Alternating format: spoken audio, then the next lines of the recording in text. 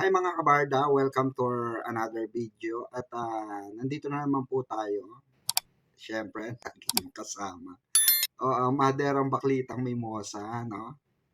Nakakabuking sa kanila. Ako walang iba kung hindi ang inyong mamang pickles, ano. Among the three of us, sino ang pinaka-chismosa? Hindi naman talaga chismis. Tita Boots. Okay. Anong ibig sabihin niya? Nagchichismis siya. Matagal ko nang kilala si Marites.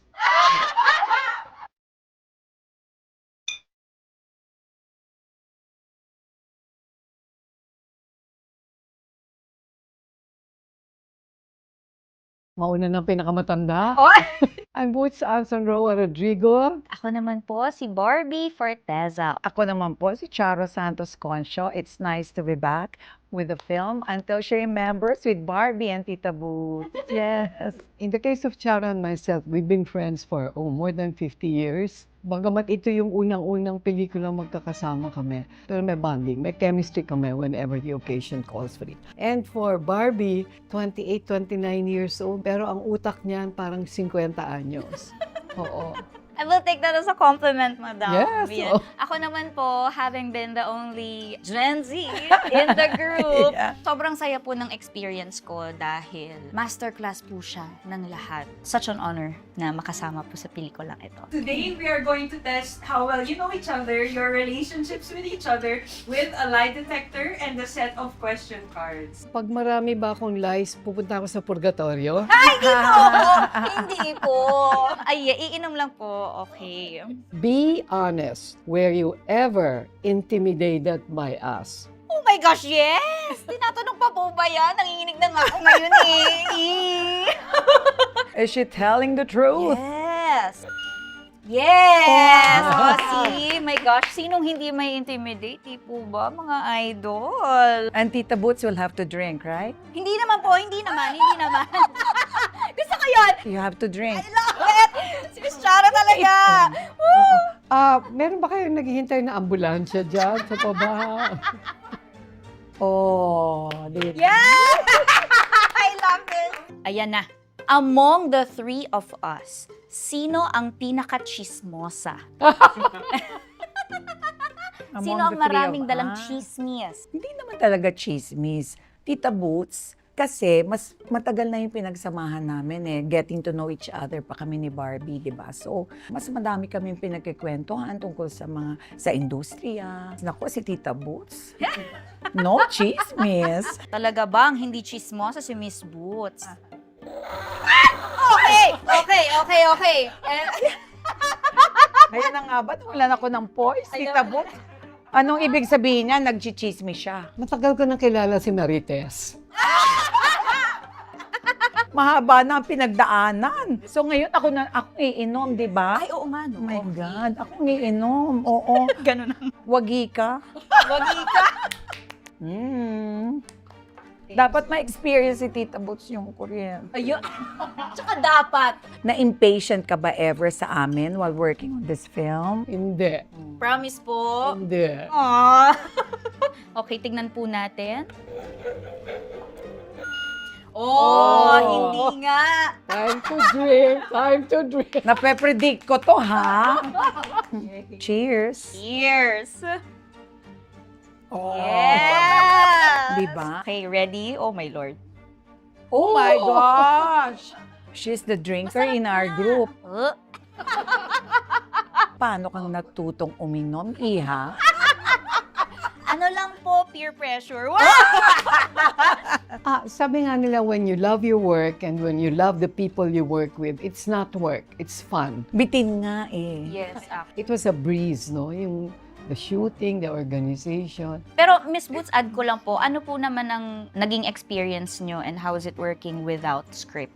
Without script. I think the no script situation helped us stretch our limits, no? It added to our parang discipline, resilience. So, Okay, my turn. Pinapahaba ko, di ba? Kasi nga ayokong mag... if you had to pick one, what would you choose? A love that excites you or a love that is steady? Oh my gosh. Shot nga muna. Charot!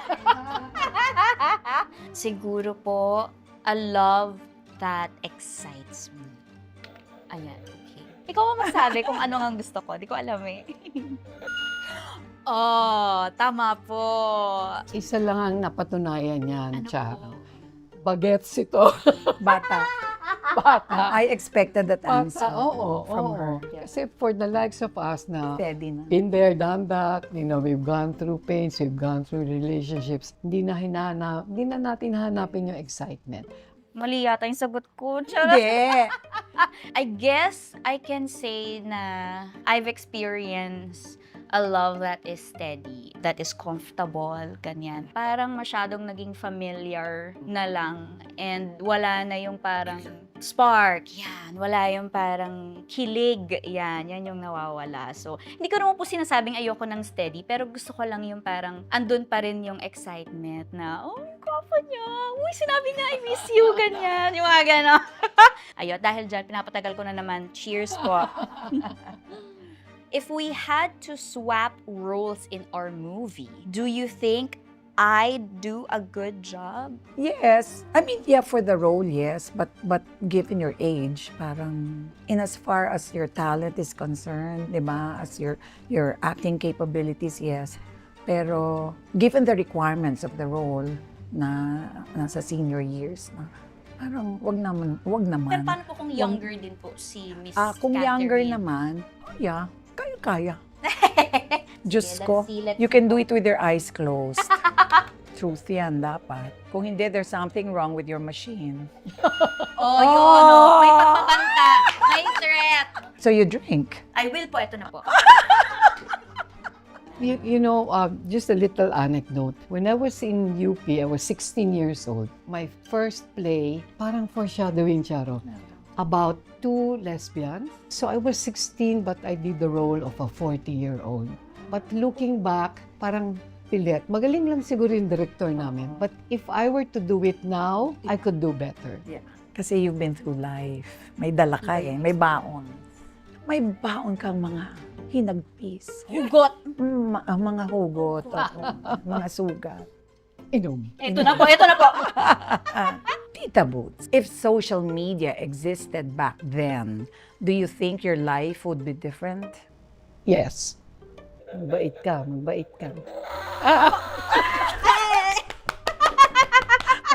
Sinagot ako. Sabi ko, magbait ka. Sabi niya, hindi. Sinagot din ako! Kailangan ma-experience mo yan, Tita Boots. So ano muna, Pero bakit, explain oo, muna. ba't nasabi mo, Tita Boots, na iba? Kasi parang napakabilis ng, everything is so expedited. Everything is done in such a big rush.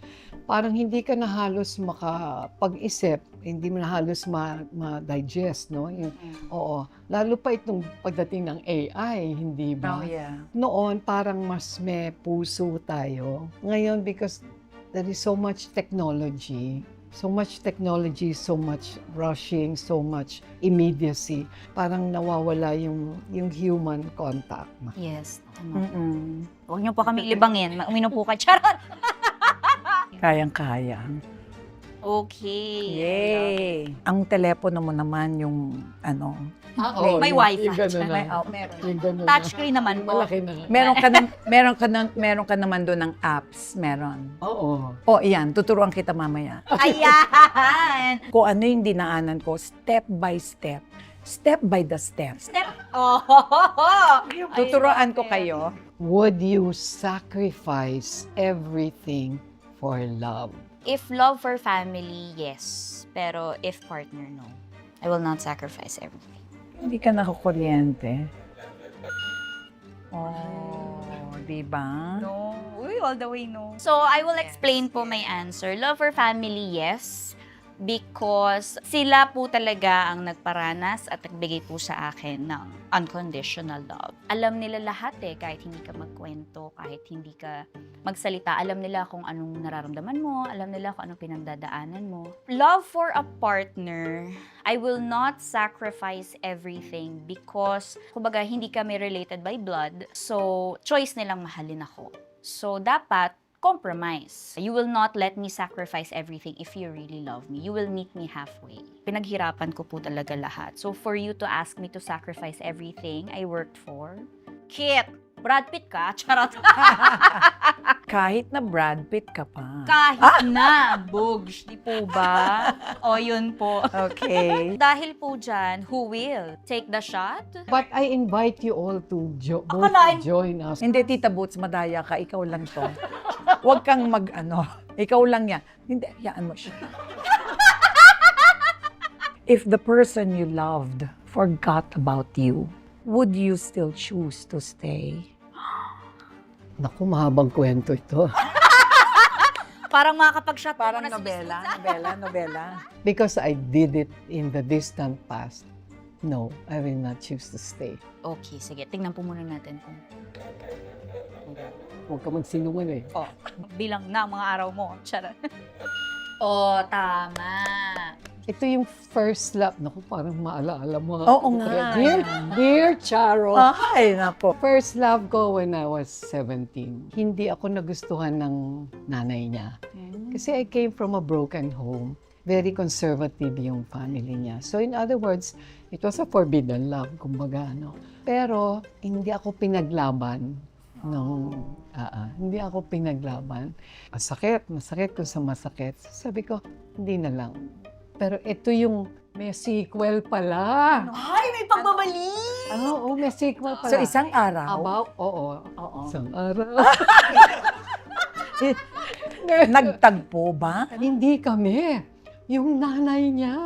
Oh, wow. About and 30 then? years after, I was already married to Pete. Sa airport, pinark ko yung wheelchair ni Pete. May lumapit sa akin babae. Sabi, "Who's you remember me? I'm the sister of so-and-so." Sabi ko, "Oh yeah." Namatay na yung boyfriend ko na. He died a young man. Oh, my mother is here. Tinoid niya yung mother niya. Katabi pa ni Pete. Oh my God. Katabi pa ng asawa ko, hindi naman namin kilala. Kwento. Oo, sabi niya, "Can you go to her? My mother would like to talk to you." Punta ko, pinakalala ko kay Pete. You know, the old lady, matanda na siya noon, may sakit. And the old lady stood up, cried, and embraced me. And said, "I'm sorry. Kung hindi ako nang himasok, nakialam, siguro buhay pa yung anak ko." But that was a beautiful closure. No? Yes. Ganda. Writers, directors, producers. Sa next episode ng maalaala mo kayo. So, ako ang iinom. Yes! Pero alam mo, hinawakan ni Tita Boots. Parang gusto niyang sabay kaming uminom. Oh, sige. Ay, lalo talaga! Woo! Cheers! Oh, matungsa! Ay, talaga nga naman! Gusto ko to! One last question. Are you proud of this film? Very proud. Very proud. Yes. Mm. I mean, this is a first for us. It's an unconventional role at our age. Oh my God. Thank you. Thank you talaga to Solar and to Direct Brillante for this opportunity. Yeah, and it was a great working experience with my co-actors. Yeah. Yes. So you will drink. I will. Oh. Para akong principal, no? Oo. Sarap po, through this film, mapalaganap, umabot sa napakamarami. Kaya po, sana sa darating na February 25, panoorin niyo po ang aming napakagandang pelikulang Until She Remembers, directed by Brillante Mendoza. Cheers to love that I really believe always wins. Go, go, go, go! Yay! Okay. Hey! Bottoms up! Bottoms up! Yay!